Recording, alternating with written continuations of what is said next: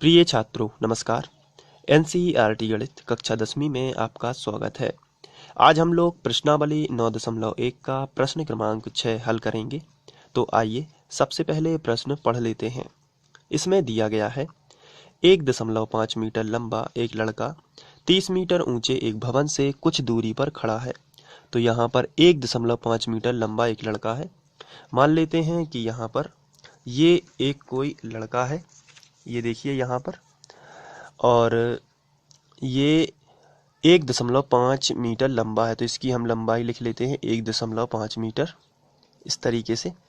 और साथ में इसमें लिखा है 1.5 मीटर लंबा एक लड़का 30 मीटर ऊंचे भवन से कुछ दूरी पर खड़ा है। तो यहाँ पर हम मान लेते हैं कि ये जो भवन है इसके साथ ये कुछ दूरी पर खड़ा है, ये 30 मीटर ऊंचा है। तो इस भवन की ऊंचाई हम मान लेते हैं 30 मीटर है इस तरीके से। इसके कंपैरिजन में ये 30 मीटर तो नहीं लग रही है, लेकिन हम लोग चूंकि नमूना आकृति बना रहे हैं इसलिए आपको इसे मान लेना है कि माना कि ये 30 मीटर है। चलिए आगे देख लेते हैं।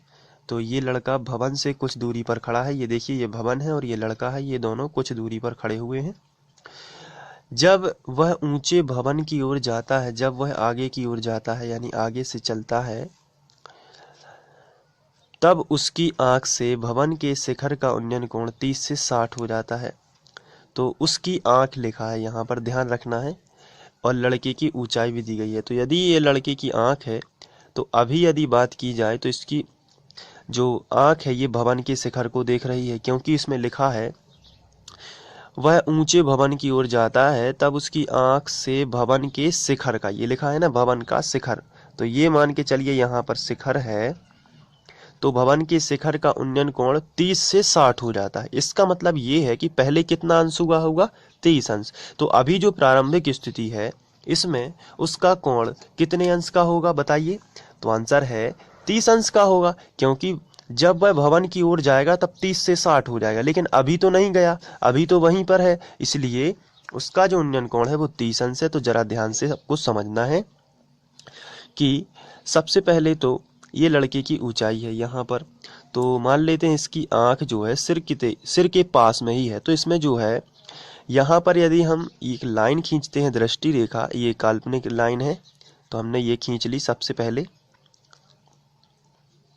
ये देखिए ये लाइन हमने खींची और इसको हमने मेन लाइन से मिला दिया। इस लाइन को खींचने के बाद अब हम एंगल बता सकते हैं, क्योंकि इसकी आंख यहाँ पर है, तो क्षैतिज के साथ जो उसका कोण बनेगा उसे ही हम उन्नयन कोण कहेंगे। तो एक लाइन हमने खींची आंख के बिल्कुल सीधी, एक लाइन खींची जो आंख के बिल्कुल सीधी है और जो क्षैतिज के समांतर है। तो क्षैतिज यानी कि धरती, ये देखिए यहाँ पर ये धरती बनी हुई है, तो धरती के समांतर एक लाइन खींची बिल्कुल हमने। इसके बाद इसी से वो अपनी आंख ऊपर उठाता है, यानी कि ये देखने के लिए शिखर, तो ये एंगल बनाएगा।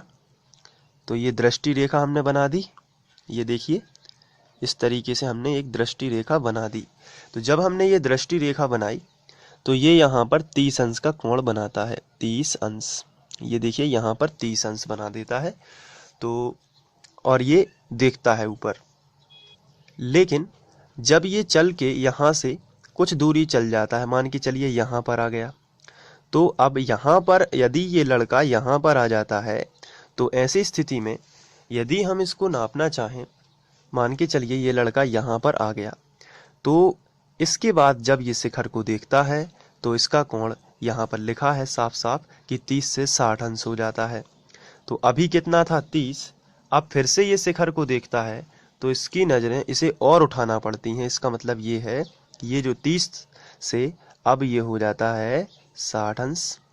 तो हम यहाँ पर लिख सकते हैं कि अब ये हो जाता है 60 अंश। तो यहाँ पर आपको दो त्रिभुज दिख रहे होंगे, पहला त्रिभुज ये है और दूसरा त्रिभुज ये है। साथ ही साथ ये जो है 1.5 है, तो यहाँ से लेके ये इस पॉइंट से लेके इस पॉइंट तक की जो ऊंचाई है वो भी कितनी हो जाएगी, 1.5। तो बाकी बची ऊंचाई हम निकाल सकते हैं। तो चलिए इस रेखा चित्र का इसका एक चित्र बनाएंगे हम, जो ये आपको एग्जाम में नहीं बनाना है, ये केवल समझने के लिए था। तो इसी को देखते हुए हम एक रेखा चित्र बनाएंगे जो एग्जाम में ज़रूरी है। चलिए देखते हैं। तो यहाँ पर आपको देखना है, ये लड़का हमने इसमें बना लिया है और ये भवन इसमें बना लिया है। अब लड़का जो है वो यहाँ से भवन के शिखर को देखता है, जो कि उसका कोण बनता है 30 अंश। तो हमने सबसे पहले क्षैतिज के समांतर एक दृष्टि रेखा बनाई और दूसरी शिखर के लिए बनाई। इस तरीके से मान लेते हैं कि ए बी एक लड़का है और ये जो भवन के शिखर को देख रहा है, तो भवन को मान लेते हैं सी और डी। तो ये हो गया भवन। तो यहाँ पर हम सी नाम दे देते हैं और यहाँ पर हम डी नाम दे देते हैं। ये देखिए डी नाम हमने दे दिया। तो ए बी एक लड़का है जिसकी ऊंचाई है 1.5, तो हमने यहाँ पे लिखा 1.5 मीटर और ये कोण बनाता है 30 अंश का, तो हमने यहाँ पे लिख दिया 30 अंश। जैसे ही ये आगे बढ़ता है यहाँ पर आता है, तो चलिए उसको आगे बढ़ा देते हैं। तो ये आगे बढ़ जाता है, तो जब ये फिर से शिखर को देखता है तो इसका एंगल 60 अंश हो जाता है। चलिए मिला देते हैं। ये देखिए इस तरीके से ये यहाँ पर 60 अंश फिर से शिखर को देखता है दृष्टि को उठा के। तो अब इस बार उसका अंश जो है वो क्षैतिज रेखा के समांतर रेखा के साथ 60 अंश का बन जाता है। तो ये 30 और 60 का बन गया है। तो 1.5 ये है तो 1.5 ये भी रहेगी। इसका मतलब 1.5 ये भी रहेगी। यहाँ पर हम लिख सकते हैं 1.5 मीटर, लेकिन टोटल पूरी 30 मीटर है। आपको मालूम है टोटल जो है यहाँ से लेके यहाँ तक ये पूरी 30 मीटर है। आप देख सकते हैं ये पूरी की पूरी 30 मीटर है, क्योंकि पूरा जो है भवन 30 मीटर ऊंचा था। तो अब ये 30 में से 1.5 घटाएंगे, तो यहाँ पर हम एक पॉइंट दे देते हैं, ABCDE दे देते हैं यहाँ पर।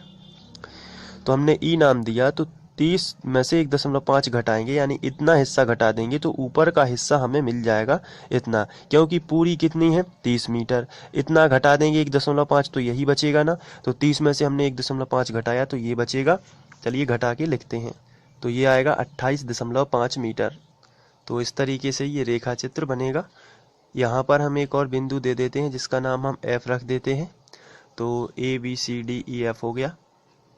अब इस चित्र को हम हटा देते हैं और इसके बाद ये चित्र साइड से लगा लेते हैं और फिर हम क्वेश्चन को पढ़ेंगे और ध्यान से इसको सॉल्व करेंगे। चलिए ठीक है।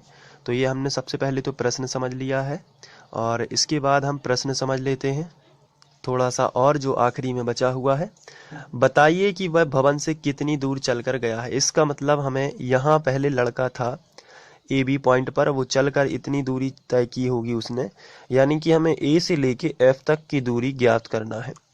तो ना हमें ये पता है और ना हमें ये पता है, तो हम इसको x मान लेते हैं, x मीटर, और इसको मान लेते हैं y मीटर, अलग अलग मान लेते हैं। और चूंकि ये हमें पता नहीं है इसलिए हम सबसे पहले x को ज्ञात करेंगे और उसके बाद y को ज्ञात करेंगे और देखते हैं किस तरीके से इसे सॉल्व करेंगे। तो यहाँ पर हम y का मान निकालना है, हमें ध्यान रखना है, क्योंकि AF कितनी दूर चलकर गया तो ये y का मान ही होगा, तो इसको हमें निकालना है। तो अब हमें ध्यान से जो हमने चित्र में बनाया है आइए उसका विवरण लिख लेते हैं। तो हमने इस तरीके से विवरण लिख लिया है। यहाँ पर हमने लिखा है AB एक लड़का है। देखिए AB एक लड़का है जिसकी ऊंचाई 1.5 है, ये देखिए 1.5 है, तथा DC एक भवन है। यहाँ पर आप देख पाए यदि तो DC एक भवन था, तो DC एक भवन है जिसकी ऊंचाई 30 मीटर हमें क्वेश्चन में दी गई थी, तो हमने लिखा 30 मीटर है। AB बराबर EC बराबर 1.5, जितना AB 1.5 है उतना ही क्या है EC भी है 1.5। तो ये हमने लिखा है, चूंकि इतना इतना ये है इसलिए DE बन गया था 28.5। DE क्या बन गया था 28.5, क्योंकि 30 में से हमने 1.5 घटा दिया था तो DE बन गया था 28.5। तो क्योंकि टोटल D से लेके C तक की ऊंचाई थी 30 मीटर और लेकिन EC थी 1.5, इसलिए DE बनी 30 माइनस 1.5 यानी ऊपर का हिस्सा 28.5। इसके बाद हमने बताया है कि AF माना है हमने AF बराबर y, ये देखिए यहाँ पर, और FE बराबर x मीटर। अब हम कोण बता देते हैं। कोण DAF 30 अंश है, कोण DFE 60 अंश है, ये भी हम लिख लेते हैं। तो ये हमने दोनों लिख लिया। अब आपको ध्यान से देखना है कि इसमें दो समकोण त्रिभुज बन रहे हैं, क्योंकि हमें ये और ये ज्ञात करना है, इसलिए नीचे नहीं आना है, केवल ऊपर दो त्रिभुज बन रहे हैं। एक देखिए यहाँ पर ये वाला त्रिभुज बन रहा है समकोण, क्योंकि यहाँ पर बनेगा 90 ये देखिए, तो ये एक समकोण त्रिभुज बन रहा है और ये भी एक समकोण त्रिभुज, बड़ा त्रिभुज आप देख पा रहे हो यदि, ये भी एक समकोण त्रिभुज बन रहा है और ये वाला भी एक समकोण त्रिभुज बन रहा है। तो छोटा त्रिभुज और बड़ा त्रिभुज, चलिए एक एक करके सॉल्व करते हैं। सबसे पहले हमें जो भी त्रिभुज लेना है हम ले सकते हैं। चलिए बड़ा त्रिभुज ले लेते हैं। तो हम लिखेंगे समकोण त्रिभुज, समकोण त्रिभुज, और ये है डी ई, ई बीच में बताना है क्योंकि ई पर बना है समकोण, तो डी ई ए में, डी ई ए में। और अब आपको बताना है कि फॉर्मूला किस चीज का लगेगा।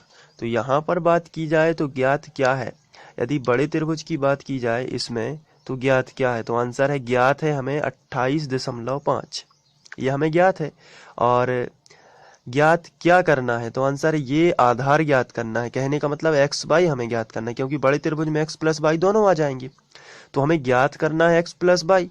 तो लंब और आधार, ज्ञात और अज्ञात में रिलेशन है लंब और आधार का, क्योंकि थीटा यहाँ पर बने हुए हैं इसलिए लंब ये होगा। और समकोण के सामने की बजाय ये कर्ण हो जाएगी, तो ये बचेगा क्या, आधार।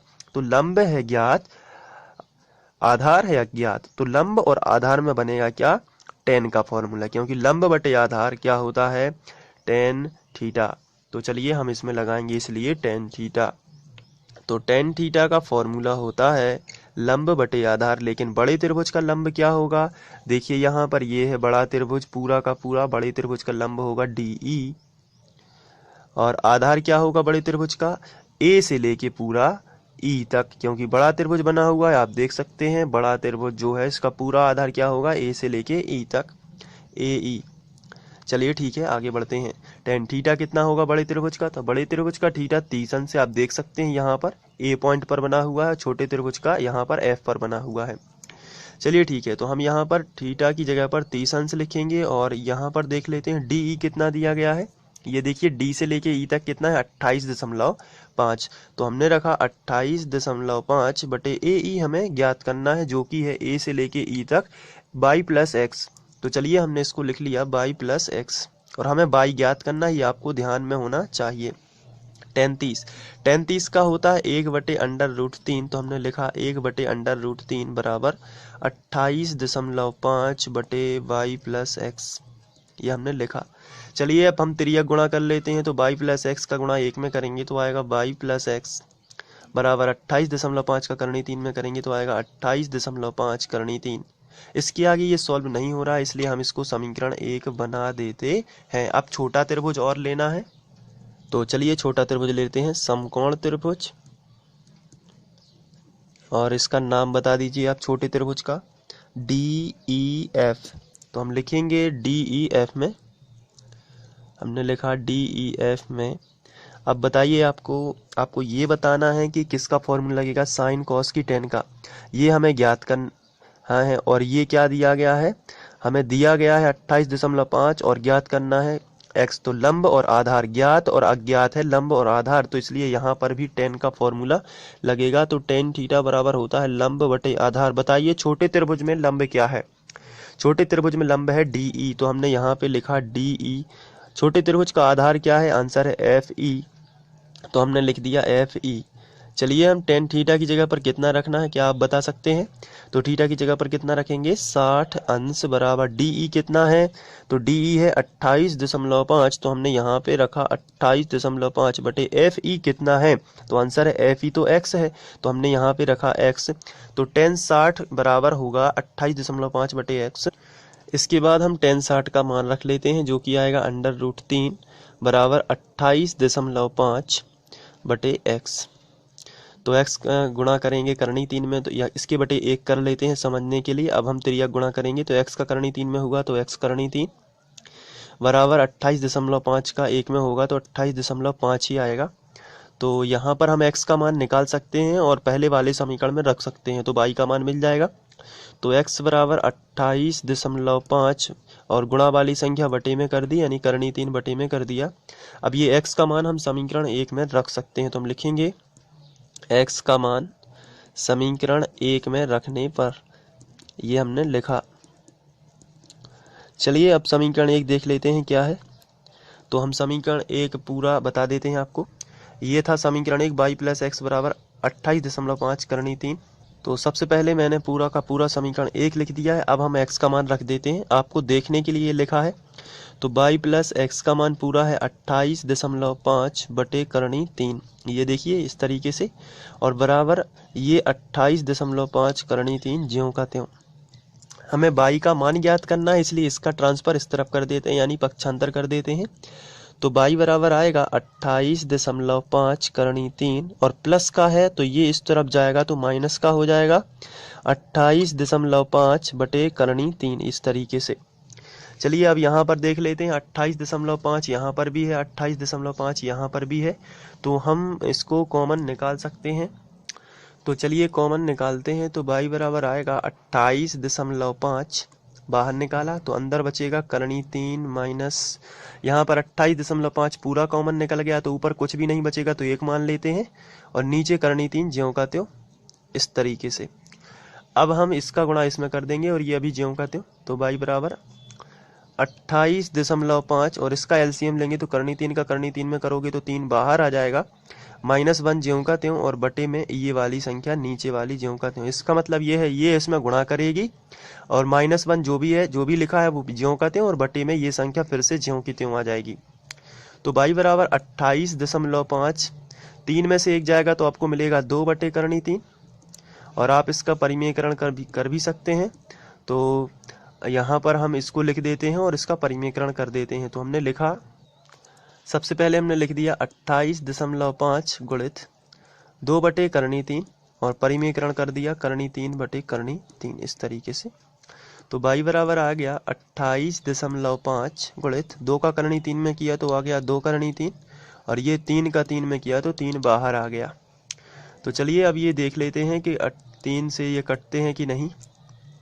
तो ये कैंसिल हो जाते हैं, 3 से 3 नाम 27, यानी 9 आ गया। तो 27, 28 थे, 27 कैंसिल तो 1 बचेगा, हो जाएंगे 15 है। तो 3 5 15, और 1 अंक बाद दशमलव ज्यों का त्यों, तो 9.5 गुणित 2 करनी 3। अब यहाँ पे हम 2 का गुणा कर देंगे तो 2 पंचे 10 का शून्य हासिल आ जाएगी 1, और 2 नाम 18 और 1 19, और 1 अंक बाद दशमलव लगा देंगे तो 19.0 करनी 3। तो हम इसको 19 भी लिख सकते हैं, 19 करनी 3। तो इस तरीके से इतना जो है वो रास्ता उस लड़के ने तय किया होगा, क्योंकि इस चित्र में y जो है यहाँ से यहाँ तक की दूरी है, और हमने y का मान निकाल लिया है जो कि है 19 करनी 3। तो अतः लड़के द्वारा तय की गई दूरी 19 करनी 3 होगी। तो आप इस तरीके से लिख सकते हैं, और आप यदि नोट करना चाहें तो इसे नोट भी कर सकते हैं। तो इसके आप शुरुआत से देख लीजिए और इसको नोट कर लीजिए, बगल से चित्र बना लेना है। इसके बाद ये वाला शॉट, वीडियो को पॉज करके आपको नोट कर लेना है, और इसके बाद ये, इसके बाद आगे दूसरे पेज में है ये इस तरीके से, और इसके बाद ये देखिए ये है, और फिर ये आंसर। तो आप इसको कर लीजिए नोट। Thank you.